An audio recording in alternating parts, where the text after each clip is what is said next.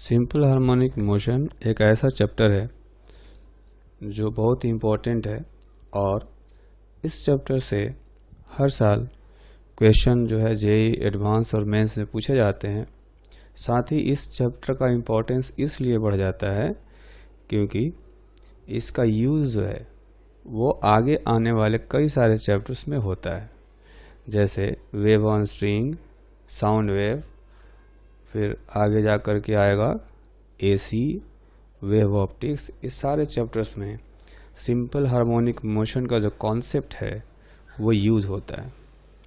तो simple harmonic motion समझने से पहले हम लोग कुछ और मोशंस के बारे में जानते हैं। तो एक मोशन होता है जिसे कहा जाता है periodic motion.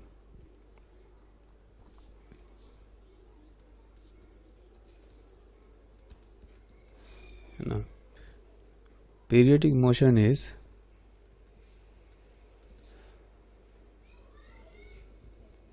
the motion in which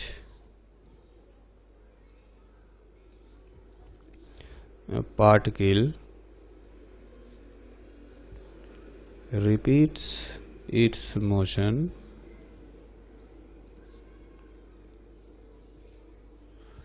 on fixed path in fixed time period।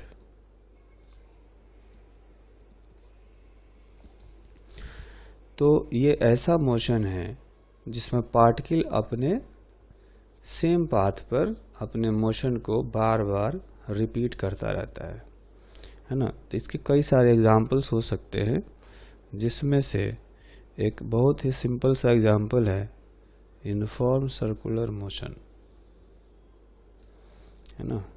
इसका एग्जाम्पल हो गया uniform circular motion. Uniform circular motion में क्या होता है कि पार्टिकल का स्पीड कांस्टेंट रहता है ना?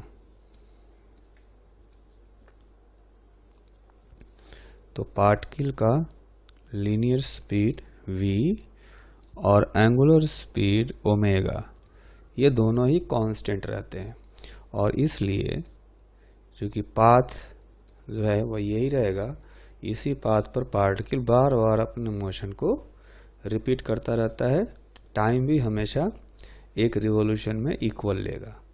ठीक। दूसरा जो मोशन होता है उसको कहा जाता है ऑसिलेटरी मोशन।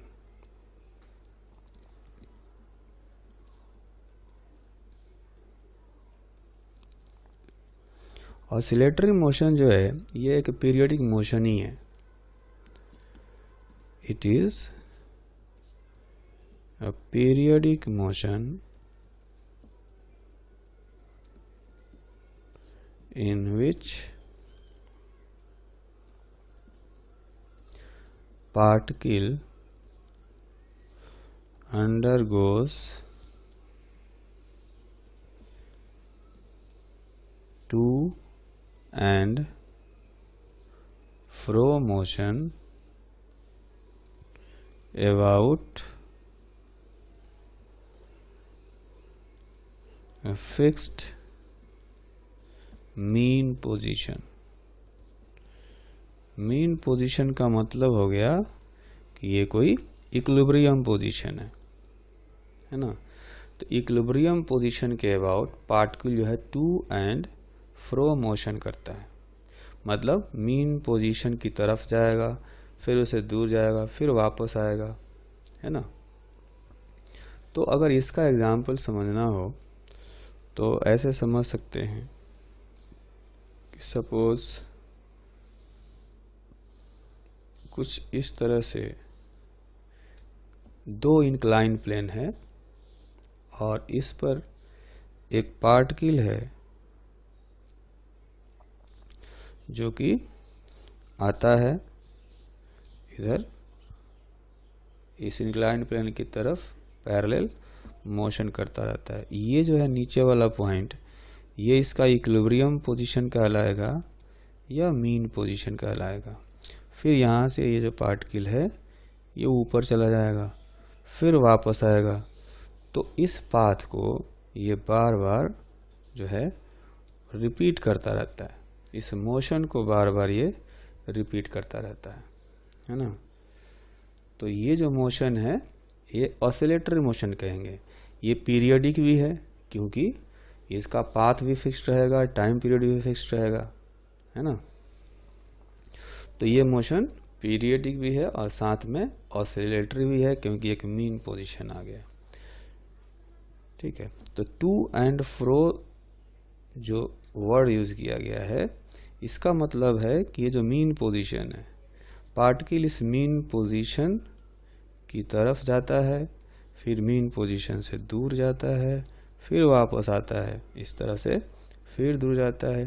तो इस तरह से ये आधा जाता रहता है मीन पोजीशन की तरफ। ठीक, अच्छा, एक और मोशन होता है जिसको कहा जाता है सिंपल हार्मोनिक मोशन, है ना। तो सिंपल हार्मोनिक मोशन क्या है? It is an oscillatory motion, oscillatory motion in which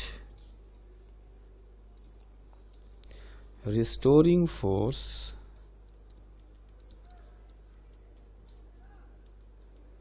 on the particle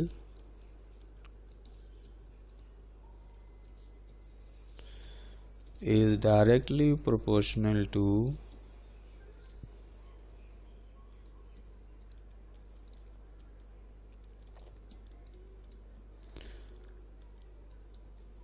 the displacement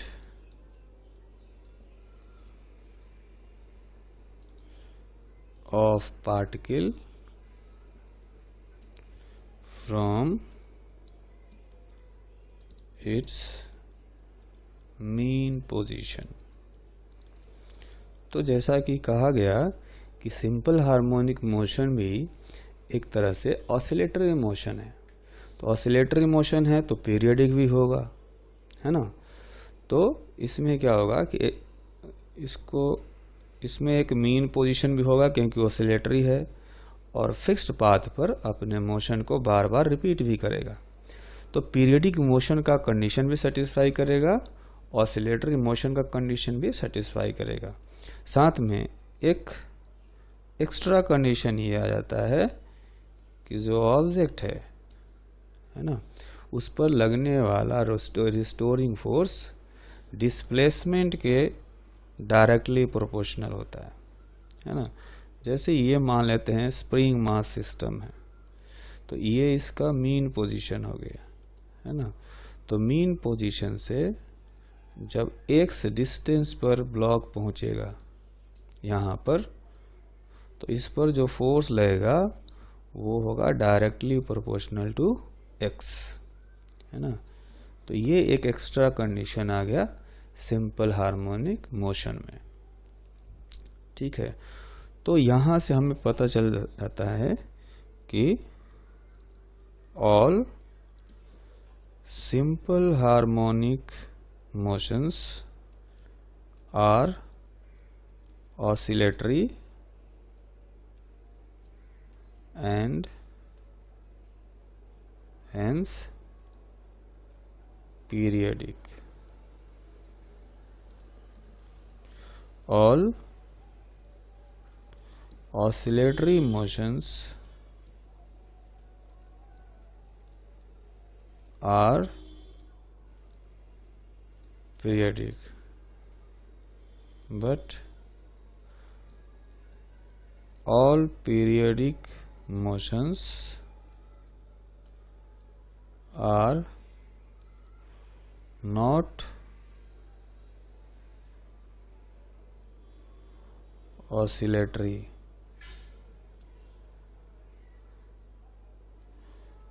Simultaneously, all periodic motions are not SHMs, and also we can say that all oscillatory motions are not SHMs,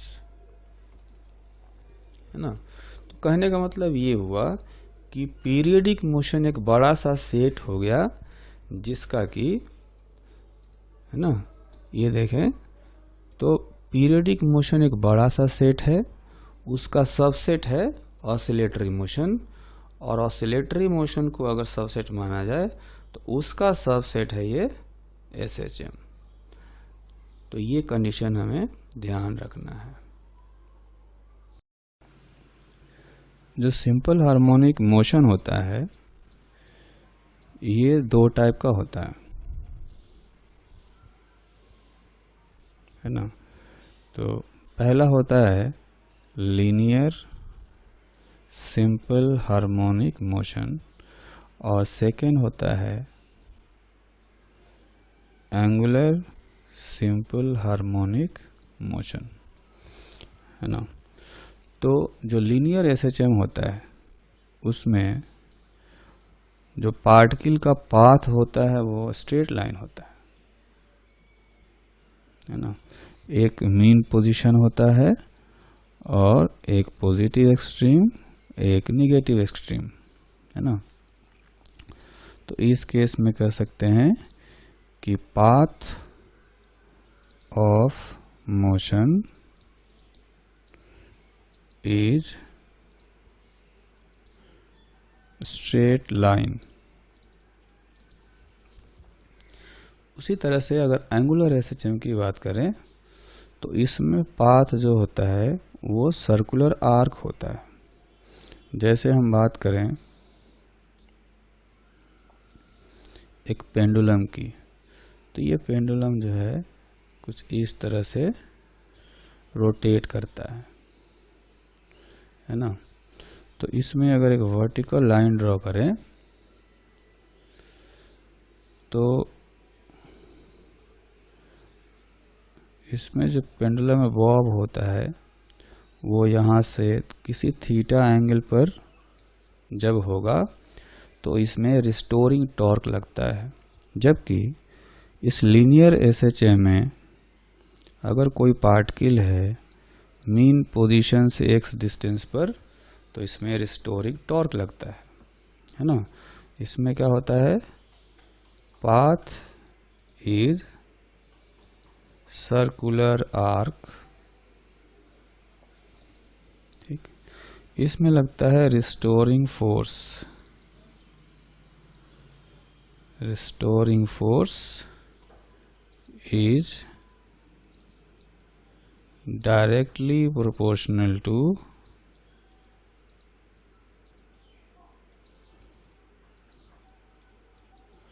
displacement। मतलब force जो है वो directly proportional to x होता है। x जो है displacement जो है वो मीन पोजीशन से पार्टिकल का डिस्प्लेसमेंट है ना। उसी तरह से जो एंगुलर SHM है, अगर हम देखें इस एंगुलर SHM में रिस्टोरिंग टॉर्क लगता है ना। तो कह सकते हैं restoring torque is directly proportional to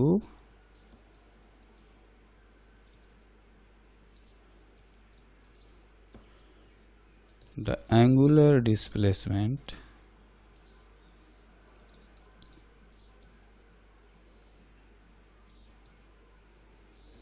from mean position।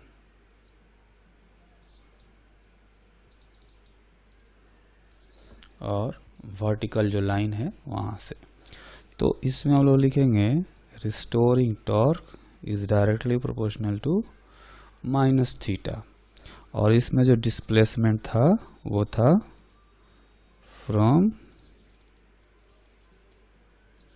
Mean position. तो ये जो फोर्स है ये फाइनली हम लोग आगे जाकर देखेंगे कि ये फोर्स हो जाता है restoring force minus m omega square x. उसी तरह से जो एंगुलर एसएचएम है इसमें रिस्टोरिंग टॉर्क हो जाता है minus I omega square theta, है ना, where m is mass of particle and in the case of angular SHM I is moment of inertia of particle, है ना। तो ये जो है देखेंगे कि दो डिफरेंट एसएचएम हो गए, एक लीनियर एसएचएम जिसमें पाथ स्ट्रेट होता है और एक होता है एंगुलर एसएचएम जिसमें पाथ जो है सर्कुलर आर्क होता है। इसमें अपना इम्पोर्टेंट होता है लीनियर डिस्प्लेसमेंट x और इसमें होता है एंगुलर डिस्प्लेसमेंट थीटा। तो रिस्टोरिंग फोर्स जो लगता है इसमें वो x के प्रोपोर्शनल होता है, यानी डिस्प्लेसमेंट के प्रोपोर्शनल होता है ना, जबकि एंगुलर एसएचएम में जो रिस्टोरिंग टॉर्क होता है वो एंगुलर डिस्प्लेसमेंट थीटा के प्रोपोर्शनल होता है। ठीक है, तो अब ये दोनों एसएचएम को हम लोग बारी बारी से स्टडी करेंगे।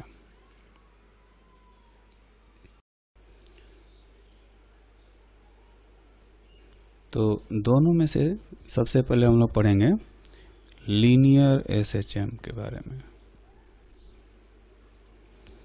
तो जैसा कि हमने लीनियर एसएचएम में अभी पीछे पढ़ा कि जो पाथ होता है वो एक स्ट्रेट लाइन होता है ना। तो स्ट्रेट लाइन में सपोज ये पाथ है और इसमें पार्टिकल का एक मीन पोजीशन है m, अच्छा, और एक है एक्सट्रीम पोजीशन।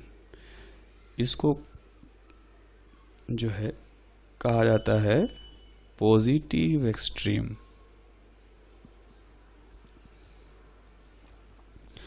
ये है मीन पोजीशन और एक इस एंड को, इसको कहा जाता है निगेटिव एक्सट्रीम पोजीशन। तो पार्टिकल के जो है तीन मेन पॉइंट्स हैं, दो एक्सट्रीम हैं और एक मीन है। तो मीन पोजीशन और पॉजिटिव एक्सट्रीम के बीच का जो सेपरेशन है वो होता है a, इसको एम्पलीट्यूड कहा जाता है ना। उसी तरह से निगेटिव एक्सट्रीम और मीन के बीच का सेपरेशन भी a ही होता है ना। तो जो मीन पोजीशन है वहाँ पर डिस्प्लेसमेंट यानी कि x हम लोग मानते हैं 0, है ना। तो मीन पोजीशन पर x का वैल्यू होगा 0, पॉजिटिव एक्सट्रीम पर x का वैल्यू लिखेंगे प्लस a, यानी डिस्प्लेसमेंट जो होगा वो पॉजिटिव डायरेक्शन में है और मैग्नीट्यूड है a। निगेटिव एक्सट्रीम पर जो x है यानी डिस्प्लेसमेंट है उसको कहेंगे माइनस a। ठीक, तो इनमें से कुछ डिफिनीशंस होते हैं जो हमें ध्यान रखने हैं। एक होता है, इसको कहा जाता है amplitude, amplitude a, it is maximum displacement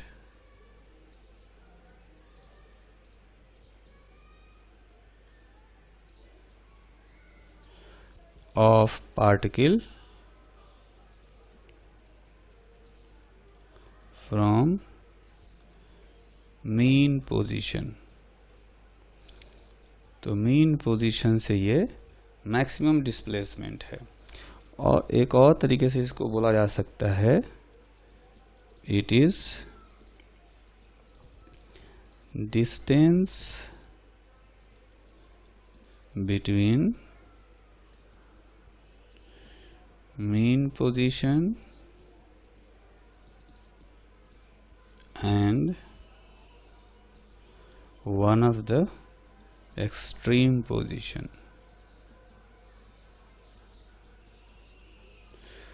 ठीक है, अच्छा, दूसरा जो टर्म होता है वो कहा जाता है टाइम पीरियड। जितने देर में पार्टिकल एक ऑसिलेशन पूरा करता है उसको कहा जाता है time period. It is time taken by particle to complete one oscillation.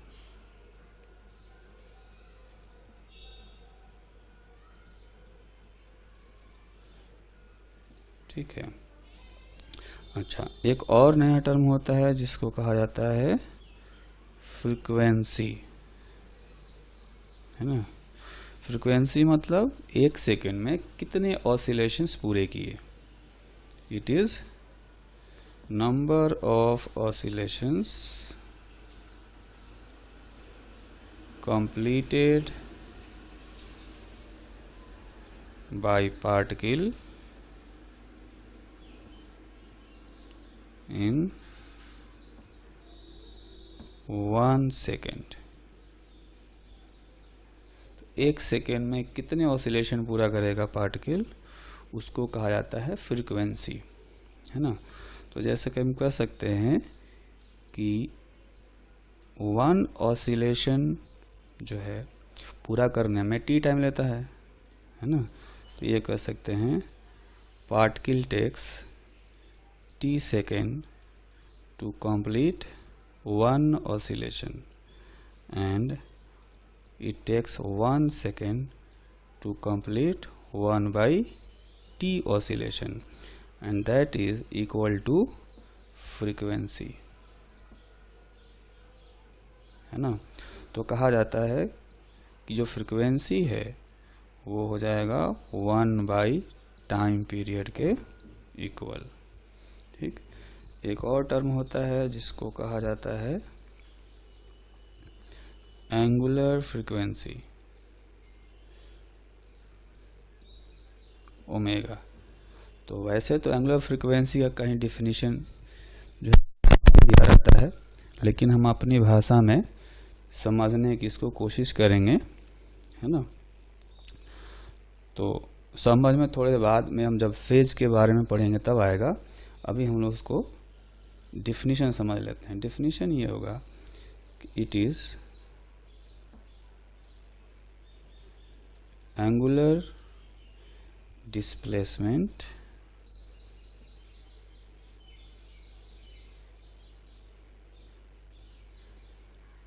of a particle per unit time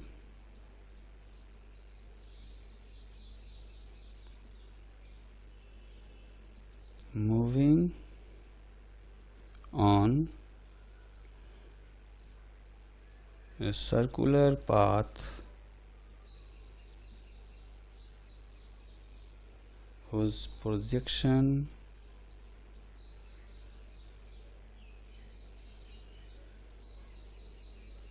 on a diameter performs simple harmonic motion, है ना। तो अगर हम ऐसा समझें कि सपोज ये एक सर्कुलर मोशन है, सर्कुलर पाथ है, और इस सर्कुलर पाथ का एक डायमीटर ले लेते हैं, है ना। तो इस सर्किल पर एक पार्टिकल जो है वो सर्कुलर मोशन करेगा, है ना। ऐसे इस तरह से एक पार्टिकल सर्कुलर मोशन कर रहा है, और उस पार्टिकल का जो शैडो बनेगा, जो प्रोजेक्शन बनेगा इस डायमीटर पर, वो हम देखेंगे कि एसएचएम करता है। वो हम लोग आगे पढ़ने वाले हैं अभी। तो अभी हम इतना समझेंगे कि उसका जो प्रोजेक्शन है इस डायमीटर पर, ये एसएचएम करता है, ठीक है। और ये पार्टिकल ओमेगा एंगुलर वेलोसिटी से जो है ये रोटेट कर रहा होता है। तो कह सकते हैं कि ये जो पार्टिकल सर्कुलर मोशन कर रहा है उसका एंगुलर वेलोसिटी है या angular displacement per unit time है। तो एंगुलर वेलोसिटी या एंगुलर डिस्प्लेसमेंट पॉइंट टाइम हम लोग जानते हैं सर्कुलर मोशन से कि ये 2 पाई बाई टाइम पीरियड होता है या 2 पाई इंटू एन कहते हैं। ठीक है, तो इसमें हमने क्या समझा कि एक पार्टिकल जो कि सर्कुलर मोशन कर रहा है उसका शैडो यानी कि प्रोजेक्शन एसएचएम करता है। ठीक है, तो जो पार्टिकल सर्कुलर मोशन कर रहा है उसका जो एंगुलर वेलोसिटी होगा उसी को यहाँ पर एंगुलर फ्रीक्वेंसी कहा जाता है ना।